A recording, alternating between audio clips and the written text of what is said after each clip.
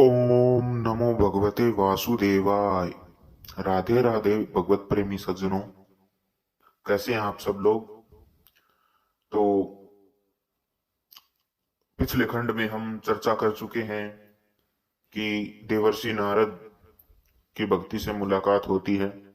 वह अपने सारे पीड़ा दुख संताप के बारे में देवर्षि नारद को बतलाती है। तो आज हम आगे इसी श्रेणी में चलते हुए इस खंड में चर्चा करेंगे कि भक्ति का दुख करने के लिए नारद जी ने क्या क्या उद्योग किया।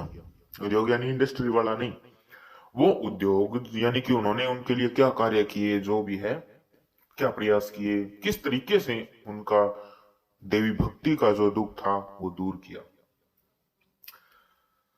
तो नारद जी ने कहा भक्ति से कि हे बालिके, तुम व्यर्थ ही अपने को क्यों खेद में डाल रही हो, क्यों व्यथित हो रही हो।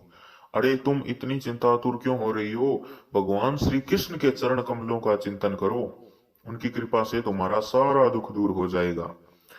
जिन्होंने कौरवों के अत्याचार से द्रौपदी की रक्षा की थी और गोप सुंदरियों को सनाथ किया था, वे श्री कृष्ण कहीं चल थोड़े गए हैं, यही है।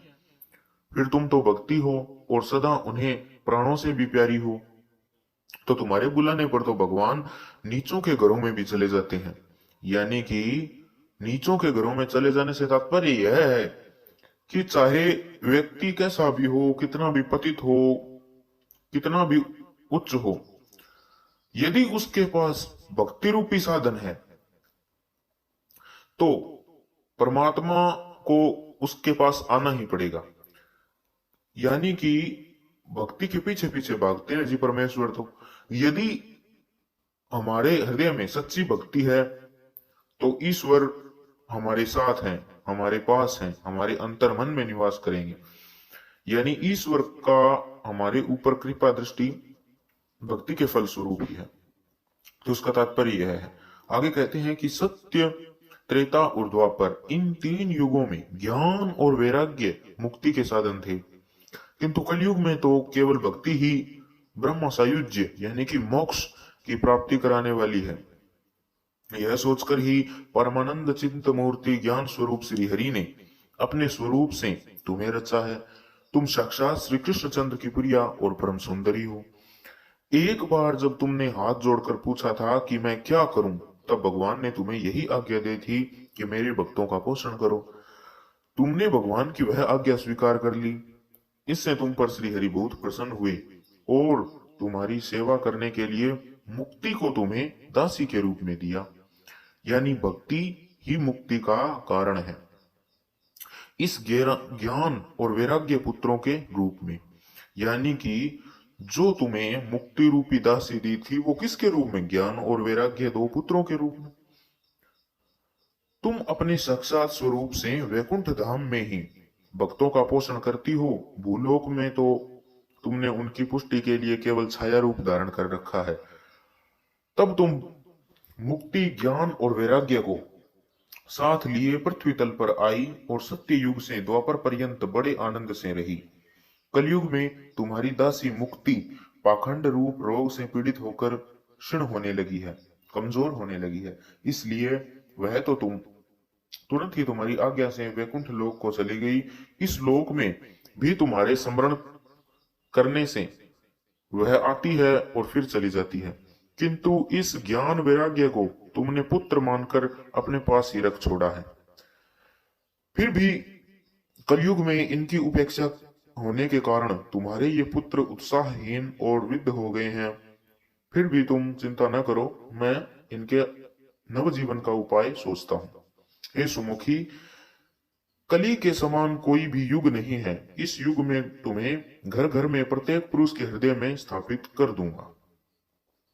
देखो, अन्य सब धर्मों को दबाकर और भक्ति विषयक महोत्सवों को आगे रखकर यदि मैंने लोकों में, सभी लोकों में तुम्हारा प्रचार प्रसार किया, तो मैं श्री हरि का दास नहीं।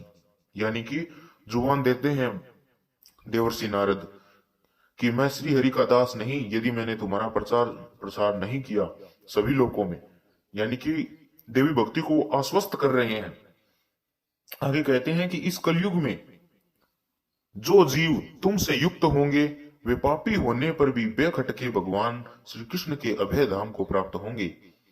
जिनके हृदय में निरंतर प्रेम रूपिणी भक्ति निवास करती है वे सुधांतकरण पुरुष स्वप्न में भी यमराज को नहीं देखते, यानी काल के ग्रास नहीं बनते। यूं तो जो आया है उसको एक न एक दिन जाना ही पड़ेगा, परंतु यमराज को नहीं देखते। इसका तात्पर्य क्या है कि वे जन्म मृत्यु के फेर से मुक्त हो जाते हैं और भगवान श्री हरि के चरण कमलों में जा रमते हैं, वैकुंठ में चले जाते हैं। उनकी मुक्ति हो जाती है इस बंधन से। आगे कहते हैं कि जिनके हृदय में भक्ति महारानी का निवास है उन्हें प्रेत, पिशाच, राक्षस या दैत्य आदि कोई स्पर्श करने में भी समर्थ नहीं हो सकते। भगवान तप, वेदाध्ययन, ज्ञान, कर्म आदि किसी भी साधन से वश में नहीं किए जा सकते, वे केवल भक्ति से ही वशीभूत होते हैं। तभी तो कहते हैं भक्त के वश में है भगवान, है ना, भक्ति ही शक्ति है। इसमें श्री गोपीजन प्रमाण है इसके कि भक्ति ही शक्ति है। अपने कह सकते हैं कि जो गोपियां थी, जो गोपे थे व्रज भूमि पर, है ना, गोकुल के, तो भगवान श्री कृष्णचंद्र स्वयं उनके पीछे पीछे फिरते थे, क्योंकि उन्होंने अपनी भक्ति से प्रभु को जीत लिया था। तो मनुष्यों का सहस्त्रों जन्म के पुण्य प्रताप से भक्ति अनुराग होता है। कलयुग में केवल भक्ति ही सार है। भक्ति से तो साक्षात श्री कृष्णचंद्र सामने उपस्थित हो जाते हैं।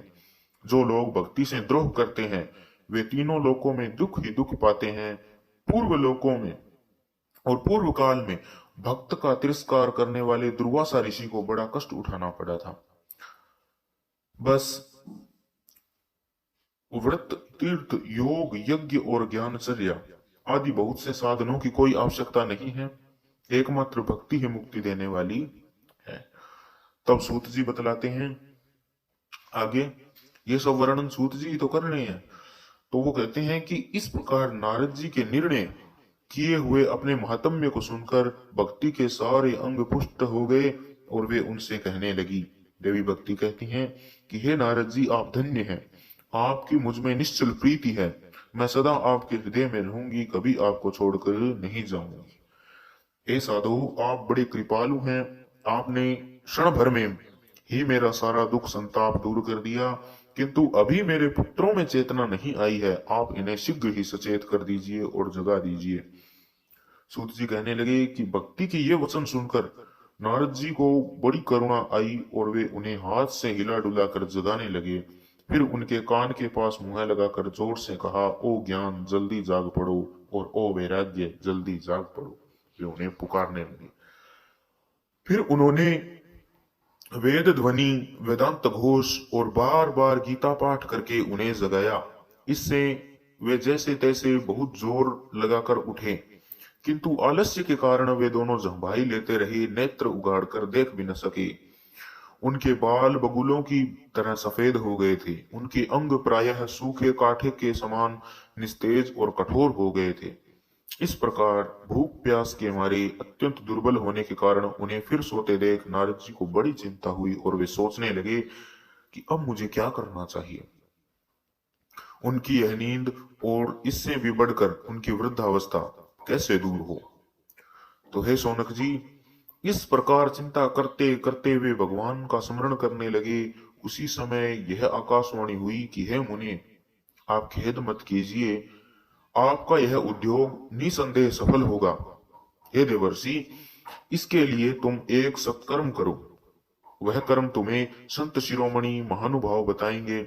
उस सत्कर्म का अनुष्ठान करते ही क्षण भर में इनकी नींद और वृद्धावस्था चली जाएगी तथा सर्वत्र भक्ति का प्रसार होगा।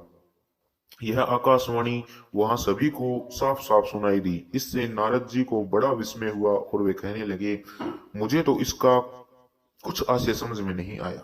वे बोले कि इस आकाशवाणी ने भी गुप्त रूप में ही बात कही है, यह नहीं बताया कि वह कौन सा साधन किया जाए जिससे इनका कार्य सिद्ध हो जाए। वे संत न जाने कहाँ मिलेंगे और किस प्रकार उस साधन को बतलाएंगे। अब आकाशवाणी ने जो कुछ कहा है उसके अनुसार मुझे क्या करना चाहिए। तब सूत जी कहते हैं कि हे शौनक जी, तब ज्ञान वैराग्य दोनों वहीं छोड़कर नारद मुनि वहां से चल पड़े और प्रत्येक तीर्थ में जा जाकर मार्ग में मिलने वाले मुनीश्वरों से वह साधन पूछने लगे। उनकी उस बात को सुनते तो सब थे, किंतु उसके विषय में कोई भी निश्चित उत्तर न देता। किन्हीं ने उसे असत्य बताया तो कोई बोले कि इसका ठीक ठीक पता लगाना ही कठिन है। कोई सुनकर चुप रह गए और कोई कोई तो अपनी अवज्ञा होने के भय से बात को टाल टूल कर खिसक गए। तो त्रिलोकी में महान आश्चर्यजनक हाहाकार मच गया। लोग आपस में कानाफूसी करने लगे कि हे भाई, जब वेद ध्वनि, वेदांत घोष और बार बार गीता पाठ सुनने पर भी भक्ति, ज्ञान और वैराग्य ये तीनों नहीं जगाए जा सके, तब और कोई उपाय नहीं है। भी जब इससे ही नहीं जगे तो फिर किससे जगेंगे और क्या किया जाए फिर। तो स्वयं योगीराज नारद को भी इसका ज्ञान नहीं है, उसे दूसरे संसारी लोग कैसे बता सकते हैं। जब देवर्षि स्वयं इस चीज का हल न खोज सके, उन्हें भी सॉल्यूशन नहीं मिला, तो दूसरे आम प्राणियों की क्या इतनी समझ जो उसका हल निकाल ले, सॉल्यूशन निकाल ले। इस प्रकार जिन जिन ऋषियों ने इसके विषय में पूछा, जिन जिन ऋषियों से इसके बारे में पूछा गया, उन्होंने निर्णय करके यही कहा कि यह बात दुसाध्य ही है, कोई सॉल्यूशन नहीं है भाई। तब नारद जी बहुत चिंतातुर हुए और बद्रीवन में आए। ज्ञान वैराग्य को जगाने के लिए वहां उन्होंने यह निश्चय किया कि मैं तप करूंगा।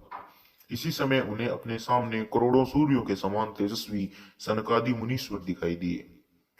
उन्हें देखकर वे मुनि श्रेष्ठ कहने लगे। नारद जी बोले उन सनकादि ऋषियों से कि हे महात्माओं, इस समय बड़े भाग्य से मेरा आप लोगों के साथ समागम हुआ है। आप मुझ पर कृपा करके शीघ्र ही वह साधन बतलाइए। तो आप सभी बड़े योगी हैं, बुद्धिमान और विद्वान हैं। आप देखने में 5-5 वर्ष के बालक तो जान पड़ते हैं, किंतु पूर्वजों के भी पूर्वज हैं। आप लोग सदा वैकुंठ धाम में निवास करते हैं, निरंतर हरि कीर्तन में तत्पर रहते हैं, भगवत वल्लीलामृत का रसास्वादन कर सदा उसी में उन्मत्त रहते हैं, और एकमात्र भगवत कथा ही आपके जीवन का आधार है। तो और आपके यानी कि सनकादि ऋषियों के हरि शरणम, यानी कि हरि शरणम का अर्थ है भगवान ही हमारे रक्षक है। यह वाक्य यानी कि यह मंत्र सर्वदा आपके मुख में रहता है। इसी से काल प्रेरित वृद्धावस्था भी आपको बाधा नहीं पहुंचाती, यानी आपको वृद्धावस्था भी नहीं घेरती। आप बालक थे और बालक ही बने हुए हैं। पूर्व काल में जब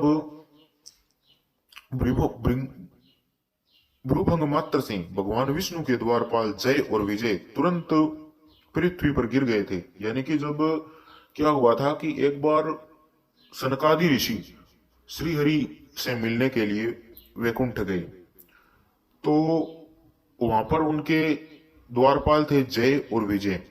उन्होंने उन्हें रोक लिया, आने नहीं दिया। तो कुछ देर वहां पे आर्ग्यूमेंट चला, बहस हुई। उसके बाद सनकादि ऋषियों ने उन्हें कहा कि आप कौन होते हैं भक्त और प्रभु के बीच में टांग अड़ाने वाले, इसलिए हम आपको श्राप देते हैं कि आपको पृथ्वीलोक पर राक्षस योनि में जाना पड़ेगा। तो फिर प्रभु आए, जैसे तैसे हल निकला, बात शांत हुई। तब उन्होंने कहा कि उन्होंने उसके बारे में बताया कि कब आप वापस लौटोगे और कब तक ये सब आपको भोगना पड़ेगा। तब उन्होंने बताया था कि तीनों युगों में, सतयुग में तो वो हिरण्याक्ष और हिरण्यकश्यपु बने, और उन्होंने यह भी श्राप दिया कि तुम्हें प्रभु से द्रोह करना पड़ेगा और उनके हाथों ही तुम्हारी मृत्यु होगी। तो हिरण्याक्ष की तो भगवान श्री हरि ने वराह अवतार धारण करके पृथ्वी को मुक्त कराया था और उसका वध किया। और इसी प्रकार हिरण्यकश्यपु को भी भगवान श्री हरि ने स्वयं नरसिंह अवतार धारण करके उसका उद्धार किया। फिर आगे त्रेता युग में रावण और कुंभकर्ण के रूप में उन्होंने प्रभु से द्रोह किया और राक्षस योनि में पैदा हुए। तब भगवान ने श्री रामावतार में उनका उद्धार किया और फिर आगे त्रेता युग में वो कंस और शिशुपाल बने और वहां भी श्री हरि ने अपने कृष्ण अवतार में उनका उद्धार किया था। तो ये प्रसंग यहाँ पर आया है। तो आगे कहते हैं कि धन्य है आप, इस समय आपका दर्शन बड़े सौभाग्य से ही हुआ है सनकादि ऋषियों। मैं बहुत ही दीन हूं और आप लोग स्वभाव से बहुत ही दयालु हैं, इसलिए मुझ पर आपको अवश्य ही कृपा करनी चाहिए। बतलाइए कि आकाशवाणी ने जिसके विषय में कहा वह कौन सा साधन है और मुझे किस प्रकार उसका अनुष्ठान करना चाहिए, आप इसका विस्तार से वर्णन कीजिए। भक्ति, ज्ञान और वैराग्य को किस प्रकार सुख मिल सकता है और किस तरह इनकी प्रेम पूर्वक सब वर्णों में प्रतिष्ठा की जा सकती है। तब सनकादि ऋषि देवर्षि से बतलाने लगे कि हे देवर्षि, आप चिंता न करें, मन में प्रसन्न हो और इनके उद्धार का एक सरल उपाय पहले से ही विद्यमान है।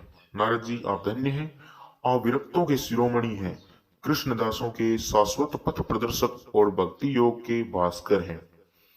आप भक्ति के लिए जो उद्योग कर रहे हैं यह आपके लिए कोई आश्चर्य की बात नहीं है। भगवान के भक्त के लिए तो आपकी सम्यक स्थापना सदा उचित ही है। ऋषियों ने संसार में अनेकों मार्ग प्रकट किए हैं, किंतु वे कष्ट साध्य हैं और परिणाम में प्रायः स्वर्ग की ही प्राप्ति कराने वाले हैं। अभी तक भगवान की प्राप्ति कराने वाला मार्ग तो गुप्त ही है। उसका उपदेश करने वाला पुरुष प्रायः भाग्य से ही मिलता है। आपको आकाशवाणी ने जिस सत्कर्म का संकेत किया है उसे हम बतलाते हैं। आप प्रसन्न हो और समाहित चित्त होकर सुने। तो वो कहते हैं कि हे देवर्षि, द्रव्य यज्ञ, तपो यज्ञ और योग यज्ञ और स्वाध्याय रूप ज्ञान यज्ञ, ये सब तो स्वर्ग आदि की प्राप्ति कराने वाले कर्म की ओर संकेत करते हैं और पंडितों ने ज्ञान यज्ञ को ही सत्कर्म यानी मुक्तिदायक कर्म का सूचक माना है। वह श्रीमद् भागवत का पारायण है जिसका गान सुकादि महानुभावों ने किया है। उसके शब्द सुनने से ही भक्ति, ज्ञान और वैराग्य को बड़ा बल मिलेगा। आप ज्ञान वैराग्य का कष्ट मिट जाएगा और भक्ति को आनंद मिलेगा। सिंह की गर्जना सुनकर जैसे भेड़िए भाग जाते हैं, उसी प्रकार श्रीमद् भागवत की ध्वनि से कलयुग के सारे दोष नष्ट हो जाएंगे। तब प्रेम रस प्रवाह में करने वाली भक्ति, ज्ञान और वैराग्य को साथ लेकर प्रत्येक घर और व्यक्ति के हृदय में क्रीड़ा करेगी, यानी प्रत्येक व्यक्ति के, प्रत्येक जन जन के हृदय में भक्ति निवास करेगी। तब नारद जी कहने लगे कि मैंने वेद वेदांत की ध्वनि और गीता पाठ करके उन्हें बहुत जगाया, किंतु फिर भी भक्ति, ज्ञान और वैराग्य ये तीनों नहीं जगे। ऐसी स्थिति में श्रीमद् भागवत सुनने से वे कैसे जग जाएंगे, क्योंकि उस कथा के प्रत्येक श्लोक और प्रत्येक पद में भी वेदों का तो ही सारांश है। आप लोग शरणागत वत्सल हैं तथा आपका दर्शन कभी व्यर्थ नहीं होता, इसलिए मेरा यह संदेह दूर कीजिए, इस कार्य में विलंब न करें।